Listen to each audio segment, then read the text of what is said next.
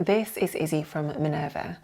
Today's video is episode 2 of our skirt drafting series, which is really exciting. So in our previous video, we drew up a pattern block, which is what you can see on the table in front of me. And this was based on our body dimensions. This is completely bespoke to you, and yours will look different to mine because all of our bodies are different shapes.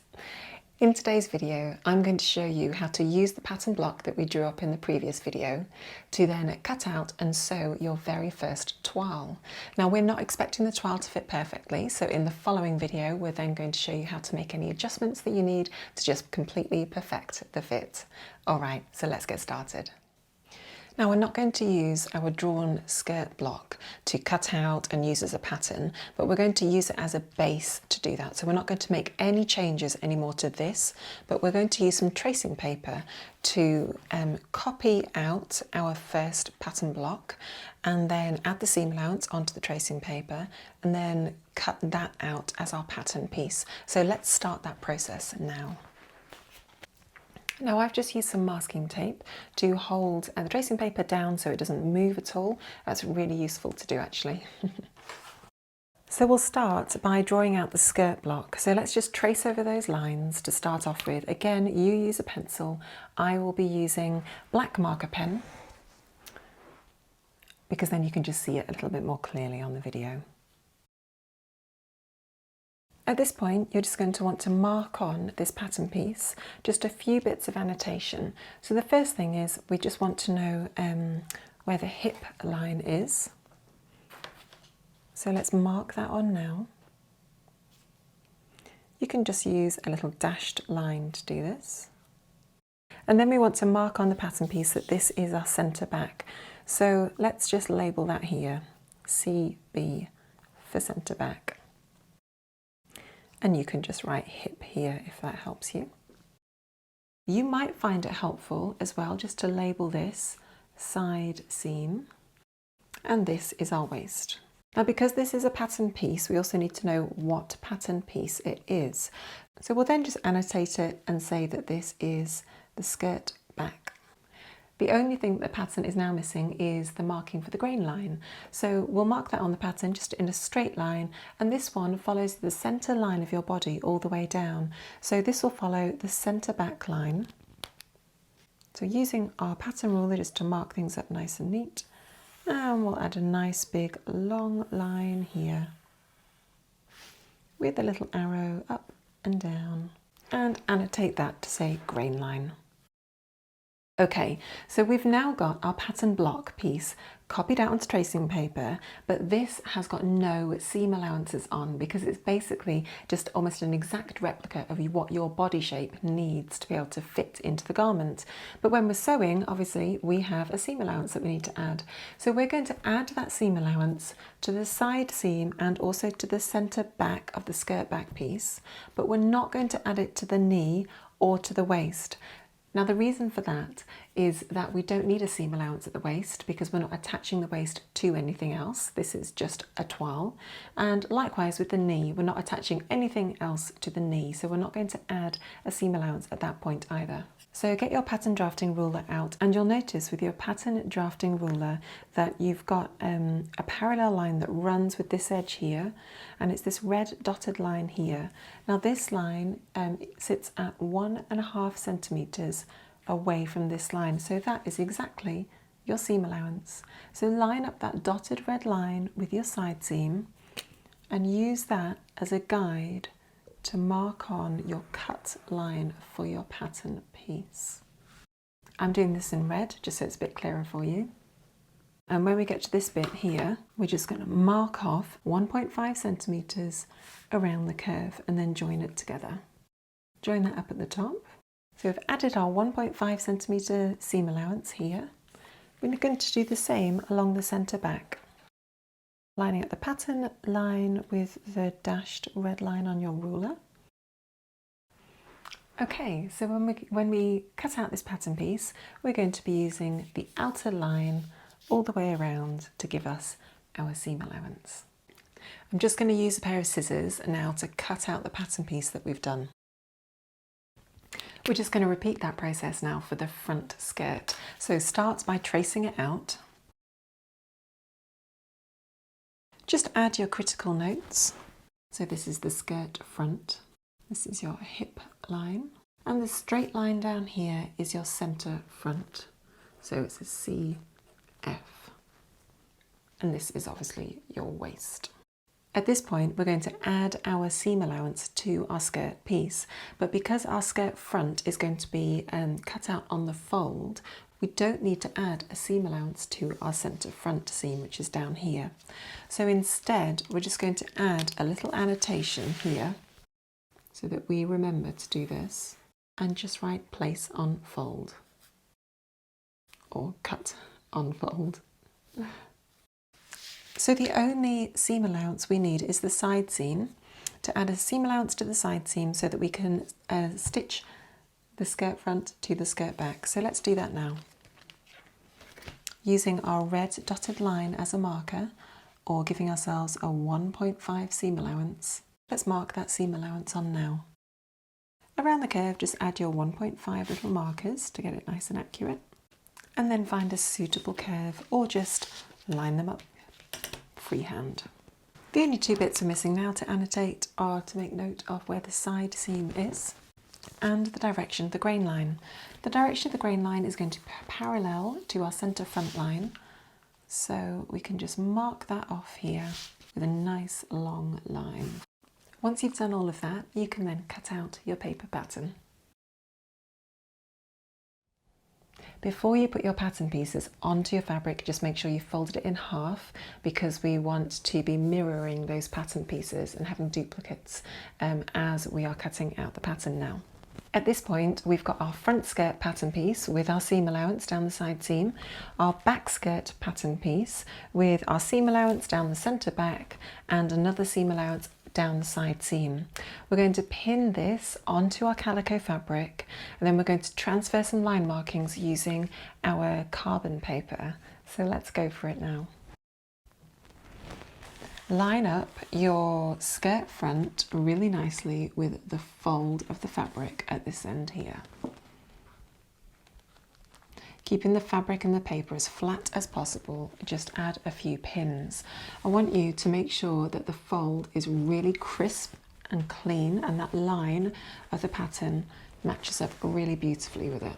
Pin the folded line first, and then add a few more pins in at the critical points. Now you want to place the pins as close as you can to the edge of the pattern piece without allowing the heads to go over the pattern piece, because that will conflict with your cutting. And the reason why we want to do that is to make sure we're getting a really nice, precise finish. Once you've done one skirt front, I'm just going to cut that one out now using my rotary blade. The reason why I like to use a rotary blade is because it ensures that the fabric stays really nice and flat when you're cutting out the fabric. We want this to be as precise as you can. If you've noticed you've not quite cut it precisely enough, just go back and do it again. We're working to the millimetre when we're pattern drafting. Great, once you've done your skirt front, we'll do the same process with the skirt back. So I'm lining up the grain line with the edge of the fabric here, just to make sure that's running parallel.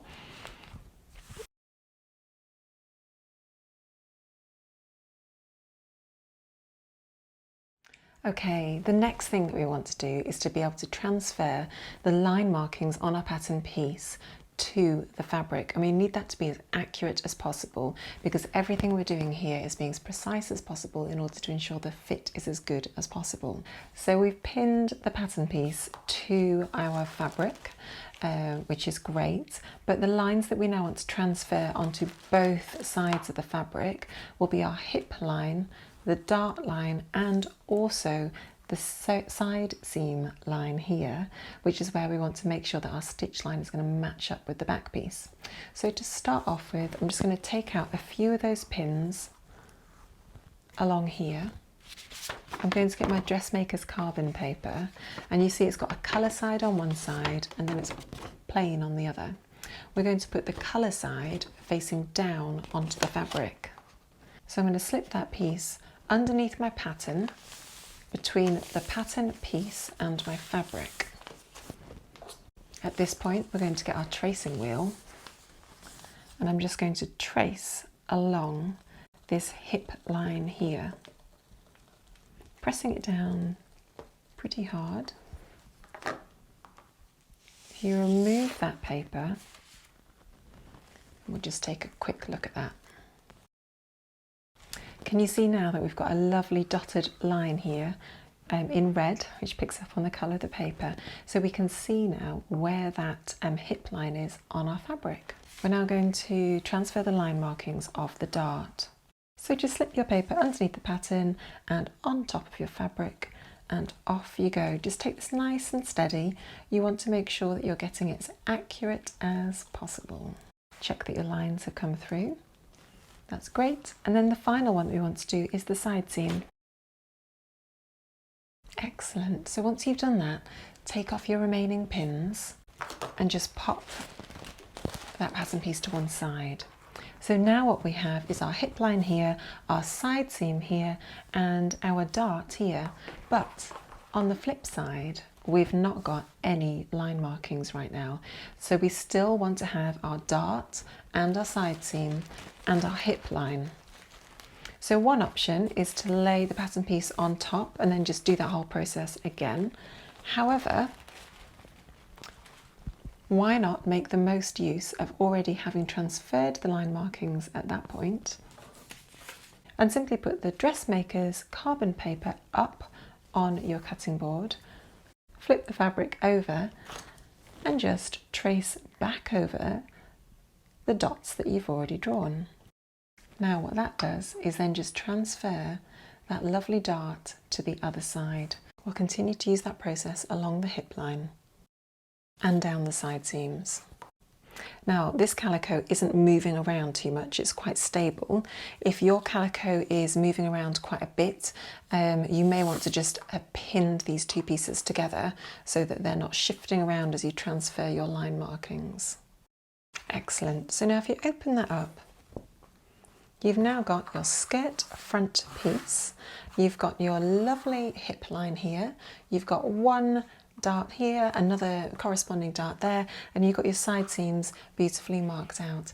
Let's do the same process again, but this time with the back skirt pieces. Okay, so we've transferred all of our line markings onto one pattern piece, but now we just need to repeat the process on the other side for the other pattern piece. Now, I always find it helpful to do a little transfer line marking at the bottom of the dart, so when I'm pinning it and sewing it, I can really see where the bottom of my dart is, because that is a bit that always gets a bit confusing. This is looking really good now. We've got our lovely line markings transferred onto both sides of the pattern pieces, and now it's time to sew the garment together. We're moving on now to actually sew our pattern pieces together, which is fantastic. So we're going to be sewing our darts first and then our side seams together. We're going to try and sew this as accurately as possible and as neatly as possible in order to get the best fit possible. So take your time, take it slow, take it steady, and really enjoy the process of being precise and just really engaging with the whole sewing process. It's going to be a lot of fun. Let's go. So we've got our back piece and our front piece. I'm going to start by sewing the darts on the front piece and show you how to do that. So we have our dart lines here, and what we're going to do is just to pinch them, making sure we've got the point there, like that, half and half, with a nice straight line. And then we're just going to pin them on one side like that, and pop it through the other side. Now the pin line is actually following the dotted line there really nicely. If I flip it over to the other side, you can see the pin line isn't quite following the dots. So I'm just going to take that pin out, shift the fabric underneath, and make sure that it's lining up a little bit better. It's still not quite there. Let's just do that again. Pop the pin through, that's looking good. And pop the pin through. Now at this point you can see that it's lined up perfectly on both sides, so we know then that our dart is beautifully lined up. At this point I'm going to get the end of the dart and just pop a pin in so that it just shows me when I'm sewing to the end of the dart where my point is and where I'm going to be sewing my line to. The next one I'm going to do is just the next little point along, just trying to make sure that is as accurate as possible. Yeah, that looks okay. Now the fabric is sort of bunching up a little bit there, so I'm just going to straighten it out and just re-pin that top one. It's not quite right, so we're just going to shift it along a little bit. Yeah, it's looking good. Okay, so the pins are all aligned with the dots on that side, and likewise on the same you can see that these pin lines are following those dots. Fantastic. Let's move on to the next step.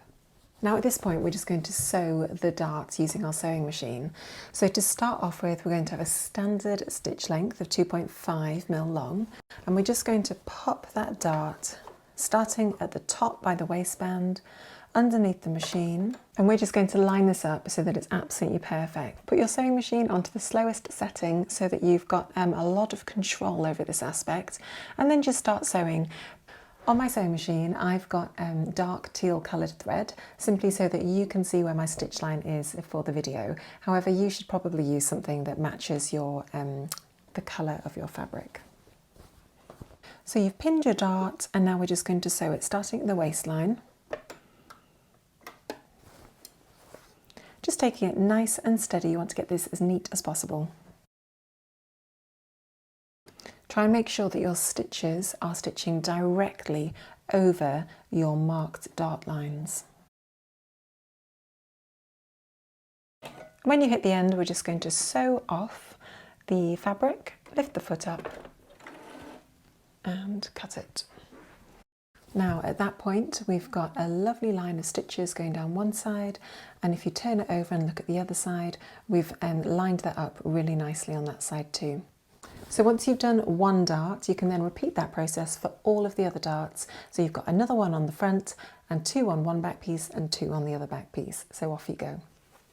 Once you've sewn all of the darts, you can then just tie off the bottom of the threads just to tidy that up really nice and neatly.